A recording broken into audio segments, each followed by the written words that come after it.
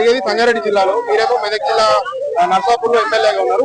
ఆ జిల్లాకు మీకేం మా పక్కన గ్రామాలే అవి.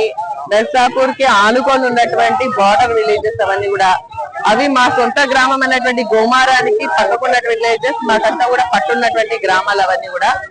గతంలో మా మామయ్య గారి నుంచి కూడా ఆ గ్రామాలతో మాకు సంబంధం ఉంది. ఇప్పుడు ఏదైతే ప్యారా నగర్ లో డంప్ యార్డ్ ని ఏర్పాటు చేస్తా ఉన్నారో అది చెత్త చెదారం నీళ్లు రేపొద్దున నర్సాపూర్ చెరువులోకి వస్తాయి. ఎందుకంటే అది కొంచెం హైట్ మీద ఉంది. అక్కడ పడ్డ ప్రతి వర్షం గుర్చుక కూడా మా నర్సాపూర్ చెరువులోకి రావడం జరుగుతుంది. సో ఆ పొల్యూషన్ అంతా కూడా రేపొద్దున నర్సాపూర్ చెరువులోకి వస్తే, నర్సాపూర్ నియోజకవర్గంలో ఒక పెద్ద చెరువు రాయరాజు చెరువు, దాన్ని బ్యూటిఫికేషన్ చేసుకున్నాం. దాంట్లో బోటింగ్ పెట్టాలని అనుకుంటాం. అక్కడ హోటల్ కట్టాలని చెప్పేసి ప్రారంభించడం జరిగింది. సో ఇప్పుడు ఆ నీళ్ళన్నీ ఇళ్ళకి వస్తే మొత్తం అంతా కూడా చెరువు వాతావరణం పాడైపోతుంది. మరీ ముఖ్యంగా నేను అడుగుతా ఉన్నాను ఏంటంటే, అడవి మధ్యలో ఈ యొక్క కార్యక్రమం ఎట్లా చేస్తారు? మన ఫారెస్ట్ డిపార్ట్మెంట్ కూడా ఎట్లా ఎన్విరాన్మెంట్ పర్మిషన్ ఇచ్చింది? మరి దాదాపు రోజుకు 2000 టన్నులకు సంబంధించినటువంటి చెత్త చెదారం తీసుకొచ్చి అదేమంటారంటే సాలిడ్ వేస్ట్ మేనేజ్మెంట్ ప్రోగ్రామ్ అంటున్నారు. కానీ మనకు అందరికీ తెలిసిందే, చెప్పేటప్పుడు ఒకటి ఉంటది, ఆచరణలోకి వచ్చే వరకు వేరే రకం ఉంటుంది. జవహర్ నగర్ లో ఏ విధంగా అయితే అవుతుందో అది కూడా ఇక్కడ సేమ్ అదే పరిస్థితి అయ్యేటువంటి పరిస్థితి వస్తుంది. కాబట్టి దీన్ని వ్యతిరేకిస్తా ఉన్నాం. దీన్ని ఆపేయాలని చెప్పేసి కూడా మేము డిమాండ్ చేస్తా ఉన్నాం. ఒక పోలీస్ దౌర్జన్యంతో, ప్రజాపాలన ప్రభుత్వం కాదు ఇది, పోలీసుని అడ్డగం పెట్టుకొని జరుగుతున్నటువంటి కార్యక్రమం ఇదంతా. కాబట్టి మేము దీన్ని తీవ్రంగా వ్యతిరేకిస్తా ఉన్నాం. ప్రభుత్వ చర్యల్ని ఖండిస్తా ఉన్నాం. ఎటువంటి పరిస్థితుల్లో కూడా డంప్ యార్డ్ పెట్టొద్దు. ఎందుకంటే అది అడవి మధ్యలో ఉంది. వ్యవసాయానికి సాగు యోగ్యమైనటువంటి భూములు అక్కడ అనల్లవల్లి, కొత్తపల్లి, ప్యారనగర్ లో మంచి పంటలు వండుతాయి, కూరగాయల పంటలు వండుతాయి.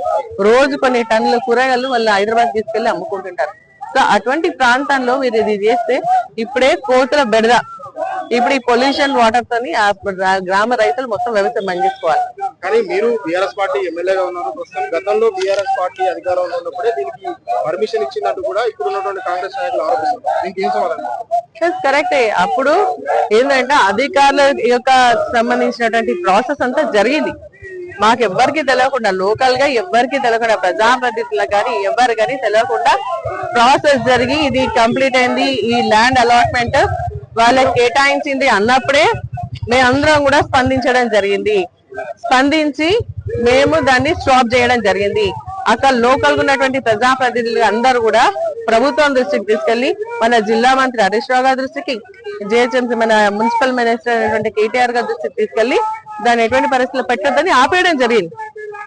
ఆపేసిన మేము మరి ధర్నాలు చేసినటువంటి ఫోటోస్ మన గుమ్మడిదాలకు సంబంధించినటువంటి నాయకుల దగ్గర ఉన్నాయి. అప్పుడు మా ప్రభుత్వంలో ఉన్న అప్పుడు కూడా ధర్నాలు చేసిండ్రు, వద్దు అని చెప్పేసి అడవిని కాపాడుకోవాలని చెప్పేసి ఆలోచనతో చేసిన ఆపేసి ఆపేయడం వల్ల ఆగిపోయింది. ఈ ప్రభుత్వం వచ్చినాక 14 నెలల తర్వాత ఇది అర్ధరాత్రి పూట 11 గంటలకు వెళ్ళి ఇళ్లలో డోర్లు కొట్టి ఇర్రెస్పెక్టివ్ ఆఫ్ పార్టీ అందరినీ కూడా అరెస్ట్ చేసి తీసుకెళ్లాల్సినటువంటి అవసరమే ఉంది. వాళ్ళు ఏమన్నా దొంగల? ఏం చెప్తారు అంటే, నిన్న గుమ్మడిదల్లో కూడా జిహెచ్ఎంసీ అధికారులు ప్రెస్ మీట్ పెట్టారు. యూరోపియన్ టెక్నాలజీతో ఇదంతా కూడా వేస్ట్ చేస్తాము, ఎట్లాంటి ఇబ్బందులు ఉండవంటూ కూడా వారు చెప్పినారు. దీనికి అదే చెప్తున్నాను, చేసేది ఒకటే, ఆచరణలోకి వచ్చే రకం వేరే ఉంటాయి.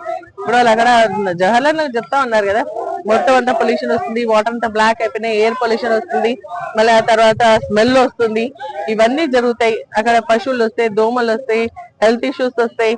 ఇవన్నీతో పాటు మరీ ముఖ్యంగా మన దుండిగల్ ఎయిర్ ఫోర్స్ అకాడమీ ఉంది.